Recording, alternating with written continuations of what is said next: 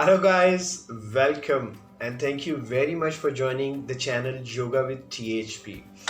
आज का जो हमारा टॉपिक है that is a kind of different because most of the student has requested me to have this kind of session with them. सो उन्होंने request ये किया कि अपनी स्टडीज़ को वो किस तरह से ज़्यादा अच्छे तरीके से मेमोराइज़ कर सकते हैं, किस तरह से जल्दी अपने टॉपिक्स को वो कवर कर सकते हैं। सो उसके लिए हम योगा की कुछ ब्रीदिंग टेक्निक्स को यूज़ करेंगे और उसके साथ साथ मेरे पास कुछ 10 साइंटिफिकली अप्रूवन जो टेक्निक्स हैं जिससे स्टूडेंट्स जितने भी हैं वो ज़रा खुश हो जाएं, क्योंकि ये वो टेक्निक्स हैं अगर वो इसको अपनाते हैं और इसको प्रैक्टिस करते हैं तो इस प्रैक्टिस से ये फ़ायदा होगा कि वो बड़ा स्मार्टली अपने सारे सिलेबस को, अपने पूरे सारे टॉपिक्स को पूरी अच्छे तरीके से याद कर सकते हैं और उनके लिए एग्ज़ाम्स में बड़ा जाके हेल्पफुल होने वाले हैं। So the topic is totally the how to study smartly rather than hardly, क्योंकि जब हम मुश्किल तरीके से चीज़ को याद करते हैं तो वो याद नहीं रहती और हमारे शॉर्ट टर्म मेमोरी स्पैन में चले जाते। तो हम कोशिश करेंगे कि लॉन्ग टर्म मेमोरी में किस तरह से इसको रख सकते हैं। तो सबसे पहले जो करने वाली चीज़ है वो है ब्रीदिंग एक्सरसाइज। सो योगा में जो ब्रीदिंग एक्सरसाइज है उसमें अपने प्रेजेंट में रहने के लिए आपको क्या करना है कि सबसे पहले कोई ऐसी जगह देखिए जहाँ पे बहुत ज़्यादा शोर ना हो, कोई भी ज़्यादा डिस्ट्रैक्शन ना हो आपके लिए। तो उसमें सबसे पहले करना क्या होगा कि आप अपनी आंखें बंद कीजिए और यकीन जानिए विद इन 3 to 5 मिनट्स आप अपने आप को प्रेजेंट में ले आएंगे और फिर आप जो भी याद करने लगे हैं, जो भी पढ़ने जा रहे हैं, that is definitely going to be in your long term memory. तो करना क्या है, सबसे पहले कि बैठ जाइएगा। अगर आप ज़मीन पे बैठना चाहते हैं, अगर आप बेड पे बैठना चाहते हैं, अगर आप अपनी चेयर पे बैठना चाहते हैं तो रिलैक्स रखिएगा अपने शोल्डर्स को और अपने दोनों हाथ अपनी गोद में रख लीजिएगा।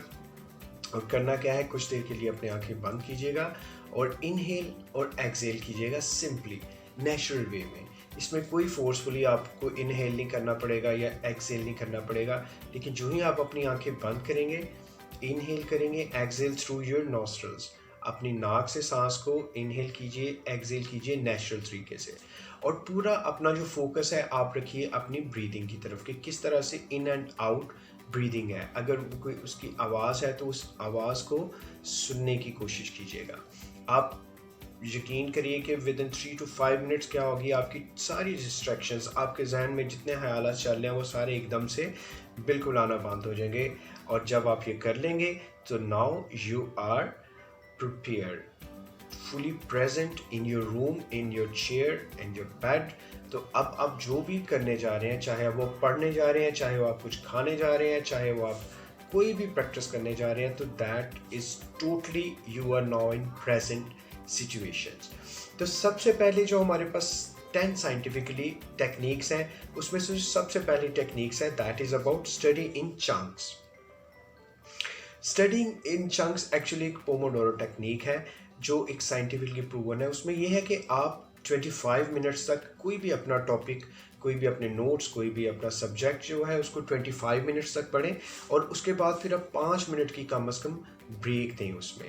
अब ये आप पे डिपेंड है, शायद शुरू में आप लोग 10 मिनट के लिए ही कोई सब्जेक्ट या कोई एक चीज़ को पढ़ सकें, उसके बाद आपको बोरियत आना शुरू हो जाए, लेकिन आप कम अज़ कम अपने आप को 25 मिनट्स तक लेके जाइए या जहाँ पे आप इजी महसूस करते हैं। फिर उसके बाद आप 5 मिनट की अपने आप को ब्रेक दीजिए और इसी तरह से एक सब्जेक्ट के लिए या एक टॉपिक के लिए आप कम अज़ कम 3 टाइम इसी को रिपीट कीजिए। यानी 25 मिनट्स तक आपने उसको पढ़ा और फिर 5 मिनट्स की ब्रेक दिया आपने और फिर दोबारा से, क्योंकि ऐसा करने से एक और इसमें साइंटिफिकली इफेक्ट आता है जिसको ज़ायगेनिक इफ़ेक्ट कहते हैं।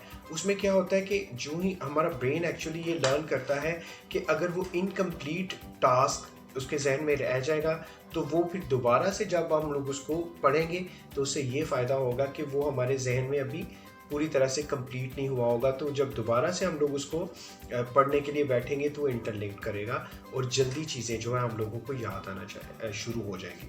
तो सबसे पहली टेक्निक जो हम लोगों ने इसमें देखी वो ये थी स्टडी इन चंक्स, यानी कि 25-25 मिनट के लिए आप 3 दफ़ा बैठिए और 5-5 मिनट का, अब जो 5 मिनट है उसको अच्छी तरीके से आपने, हो सकता है ज़्यादा आजकल जो है मोबाइल को आप यूज़ कर सकते हैं, उसमें या अपनी कोई गेम खेल सकते हैं या आपको स्पोर्ट्स को या कोई भी ऐसी चीज़ जिसको पूरी तरह से आप कंप्लीट करके दोबारा से अपने 25 मिनट्स को वापस आ जाइएगा।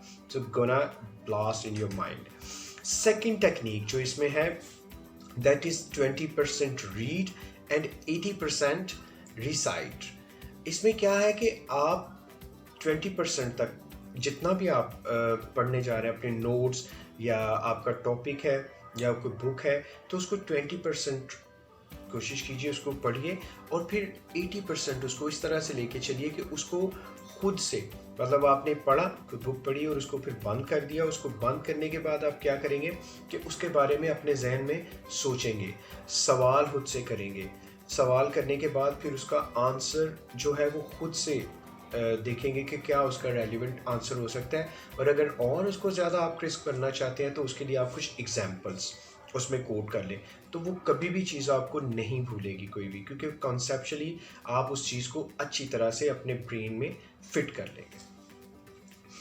उसके बाद हमारे पास जो थर्ड टेक्निक है दैट इज़ स्पेस्ड रेपिटेशन। अब उसमें क्या है कि हम लोग कुछ देर के लिए, मतलब आज अगर हम लोगों ने एक टॉपिक पढ़ा है तो ज़रूरी नहीं कि आज ही हम लोगों ने उसको ख़त्म कर लेंगे या बुक को ख़त्म कर लेंगे।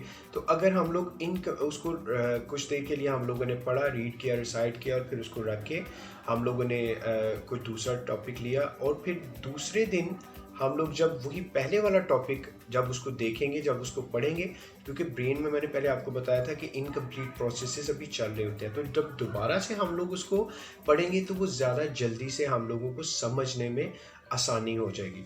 और उसके दौरान अगर उसी दिन में हम लोगों ने कोई और टॉपिक्स पढ़े तो उसके साथ हम लोग उनको रिलेट भी कर सकते हैं। तो स्पेस्ड रेपिटेशन में ये आपको फ़ायदा हो जाएगा। उसके बाद जो इसमें टेक्निक्स है वो हम लोग कर लेते हैं स्टडी लाइक टीचर। अब स्टडी लाइक अ टीचर में क्या चीज़ होते हैं कि इसमें 3 टेक्निक्स, आप 3 तरह से इसको यूज़ कीजिएगा, यानी कि टीच, टेस्ट एंड मिक्स। मतलब आप कोशिश करें कि आप जो भी पढ़ रहे हैं उसको बजाय स्टूडेंट के आप टीचर बन के उसको पढ़िए।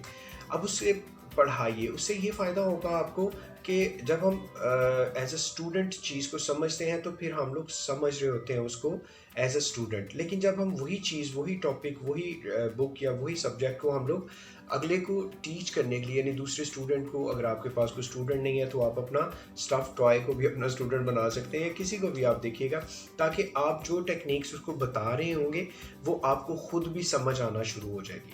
फिर उसके बाद सेकंड इसका बी है जो वो है टेस्ट, यानी अपने आप को टेस्ट कीजिए, टेस्ट, छोटे छोटे टेस्ट दीजिए ताकि जो भी क्वेश्चंस अराइजेस हों वो साथ साथ सॉल्व आउट होते रहें। एंड फिर मिक्स कीजिए, यानी मिक्स एंड मैच करेंगे, टेस्ट, टीचिंग एंड मिक्स, फिर दोनों चीज़ों को हम लोग मिक्स कर देंगे, यानी टीचर बन के अपने आप को टेस्ट देंगे और फिर इस तरह से चीज़ों को अच्छी तरह से हम लोग याद कर सकते हैं, कॉन्सेप्ट्स हमारे बेहतर तरीके से क्लियर हो जाएंगे। उसके बाद हम लोग बात करेंगे नोट्स की, जो हमारा 5th पॉइंट है। अब नोट्स किस तरह से आप लोगों ने करना है, आप कोशिश करें कि जो ही आपकी क्लास ख़त्म होने लगे या क्लास के दौरान आपने इसको 3 तरह से चीज़ों को लेना है। इसमें है Q, A, E and E। अब Q में क्या है कि क्वेश्चन सबसे पहले आप उसका बना लीजिए खुद से कि क्या आपको बताया जा रहा है क्लास में। अब वो क्वेश्चन आपने लिखा और उसके साथ ही उसका आंसर आपने ब्रीफ सा लिख लिया।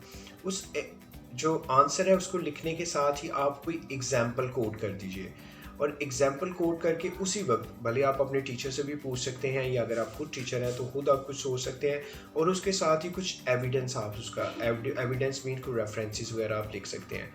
तो उसका फ़ायदा ये होगा कि आपको बड़ी जल्दी से चीज़ें जो है वो याद होना शुरू हो जाएंगी, और जब भी आप दूसरे दिन या एक हफ्ते बाद जब अपनी बुक्स को या अपनी नोटबुक्स को खोलेंगे तो आपके लिए वो ज़्यादा आसानी हो जाएगी। उसके बाद 6 नंबर पे जो साइंटिफिकली प्रूवन टेक्निक है दैट इज़ SQ3R। अब इसमें क्या है कि सबसे पहले S स्टैंड्स फॉर सर्वे। आप सर्वे कीजिए, जो भी टॉपिक आप पढ़ने जा रहे हैं उसमें सबसे पहले आप उसको सर्वे कर लीजिए, मतलब इसमें कितने अगर एक चैप्टर है तो उसमें कितने टॉपिक्स हैं, और अगर उस टॉपिक में फिर कितनी ज़्यादा हेडिंग्स हैं हमारे पास, और उन हेडिंग्स के साथ आप देखिए कि कितने इंपॉर्टेंट उसमें नोट्स हैं। वो आपने देखा, फिर उसके बाद क्यू आ जाएगा। क्यू में कि आप सबसे एंड पे देखिए क्वेश्चंस वो आपके होंगे। अब उन क्वेश्चंस को देखिए कि किस तरह से इसमें वो ऑथर या इस तरह से टीचर वो इस चीज़ को पूछना चाह रहा है। और उसके बाद 3 आवर्स इसी में है, यानी कि आपने सबसे पहले क्या करना है कि उसको रीड करना है, रिसाइट करना है एंड रिव्यू करना है। जिस तरह पहले हम लोग कर चुके हैं कि रीड हम 20% करेंगे, रिसाइट 80% करेंगे, और उसके बाद रिव्यू करेंगे जो भी हम लोगों ने पढ़ा होगा उसको किस तरह से हम लोग ज़्यादा से ज़्यादा यूज़ कर सकते हैं। उसके बाद 7 नंबर पे हम लोग बात करेंगे निमोनिक्स की। अब निमोनिक्स क्या चीज़ होती है? निमोनिक्स ऐसी एसोसिएशन है कि किसी हम जब भी कोई चीज़ याद करना चाहें तो कोई इमेज अपने जहन में बना लें, या फिर हम लोग कोई भी एसोसिएशन उसके साथ रिलेट कर लें। वो हम सेल्फ भी हो सकता है, या कोई मॉडल हो सकता है, या कोई भी ऐसा जैसे ऐसी चीज़, ऐसा शख्स, ऐसी जगह, उसको हम लोग उसके साथ एसोसिएट कर लें, ताकि जो ही हम लोग उसको एकदम से याद करें तो हमारे जहन में वो पूरे का पूरा टॉपिक आ जाए। तो that is a totally scientific technique. अगर इसके ऊपर हम ओवरकम करें, इसके लिए मैं एक नई वीडियो भी बना रहा हूँ, वो आपके लिए ज़्यादा आसान हो जाएगी कि through mnemonics how we can learn in a faster way and long term way. उसके बाद हम लोग बात करेंगे 8 नंबर पे, and that is a place. Place कुछ लोगों के नज़दीक ये है कि place plays a very important role in your study atmosphere. अब उसमें होता क्या कि आप किस जगह पे बैठते हैं। अब कुछ लोग होते हैं कि वो बड़ी तन्हाई में बैठ के तो अपने जो याद करना चाहते हैं चीज़ों को वो उस तरह से करते हैं। कुछ लोग ऐसे होते हैं जो शोर शराबा में, मतलब टीवी ऑन है वो उसमें पढ़े हैं, या फिर म्यूज़िक ऑन है वो उसमें पढ़े हैं। So always try to find your own comfort zone. अगर आप अलहदा से बैठ के पढ़ना चाहते हैं, आप अलहदा से बैठ के पढ़ सकते हैं। अगर आप शोर में पढ़ें, कुछ लोग कुछ खेलते हुए, पेन को यूज़ करते हुए, बालों को घुमाते हुए, या कोई भी कुछ ना कुछ एक्टिविटी, फिजिकल एक्टिविटी करते हुए करते हैं, तो उनको चीज़ें अच्छी तरह से याद होती हैं। तो that totally depends upon you कि आप किस तरह से। लेकिन वो सारी जो पीछे हम लोगों ने 7 टेक्निक्स देखी हैं, अगर वो आप उसको फॉलो करते हो तो जगह आपके मुताबिक आप जो भी करना चाहो उसमें देख सकते हो। Number 9 is very important once again, and that is timetable. अब टाइम टेबल में क्या है कि टाइम टेबल आपने जो ज़्यादा, इसके ऊपर भी एक वीडियो मैं बना रहा हूँ टाइम टेबल के, किस तरह से आप अपना जो ऐसे लोग जो सक्सेसफुल लोग हैं वो अपने टाइम टेबल को किस तरह से मैनेज करते हैं। That's totally depend. अब आपने ये देखना है कि आप यूनिवर्सिटी में हैं, आप कॉलेज में हैं, आप स्कूल में हैं, आपके पास टोटल कितना टाइम है स्कूल, कॉलेज, यूनिवर्सिटी के अलावा। जब आप वापस आ रहे हैं, वापस आने के बाद आप लोग किस तरह से उस टाइम को सेट कर सकते हो। आप अगर अपनी ट्यूशन जाना है, अपनी एकेडमी को भी टाइम देना है, अपनी स्पोर्ट्स को भी टाइम देना है, और फिर वो कौन सा ऐसा टाइम है जिसके दौरान आप इन सारी चीज़ों को प्रैक्टिस करके ज़्यादा से ज़्यादा चीज़ों को मेमोराइज कर सकते हो। नंबर 10 लास्ट पे हम लोग बात करेंगे स्लीप की। अब काफ़ी लोग मुझसे पूछते हैं जी बताइए जी स्लीप के हवाले से कि हमें कब सोना चाहिए, हमें पेपरों से पहले बिल्कुल नहीं सोना चाहिए क्या। अब स्लीप के लिए, sleep always plays a very important role, not only in education but it also plays a very important role in your other life activities।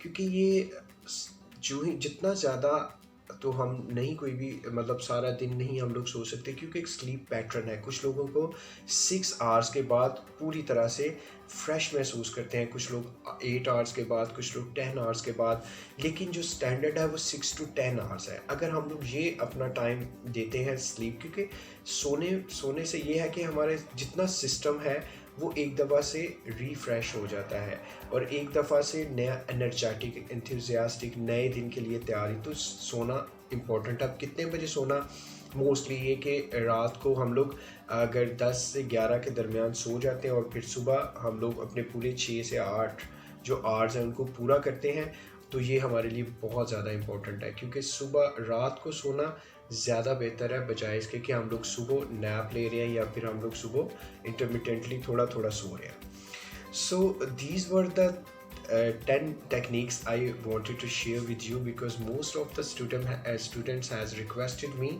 to share these techniques. इसके अलावा मैं टाइम टेबल्स पे काम कर रहा हूँ कि आप लोग टाइम टेबल्स को किस तरह से यूज़ कर सकते हो. फिर उसके बाद मैं प्रोक्रेस्टिनेशन पे काम कर रहा हूँ, वो बहुत ज़्यादा स्टूडेंट्स के लिए इफ़ेक्ट करता है. और थ्रू योगा कुछ मैं नई जो वीडियो होगा उसमें मैं वो ऐड करूँगा कि योगा से किस तरह से हम और ज़्यादा रिलैक्स कर सकते हैं, अपने आप को कंसंट्रेशन लेवल किस तरह से बढ़ा सकते हैं, अपनी डिस्ट्रैक्शंस को कैसे कम कर सकते हैं. सो आई होप कि आप लोगों को ये वीडियोस बहुत पसंद आई होगी, क्योंकि जिन काफ़ी ज़्यादा स्टूडेंट्स, उनके पेरेंट्स और दूसरे लोगों ने मुझसे रिक्वेस्ट की थी कि मैं इसके ऊपर ये काम करूं, और मुझे उम्मीद है कि ये आप लोगों को बहुत पसंद आएगी. Thank you very much. Subscribe ज़रूर कीजिएगा एंड होप कि नई वीडियोस, क्योंकि इसके बाद जो मैं कुछ लिंक्स भी आपके साथ शेयर करूंगा, और इससे पहले भी कुछ माइंडफुल पे मैंने काम किया हुआ, अगर आप वो भी वीडियोस देखेंगे तो that would also going to be help you. Thank you very much guys for your time.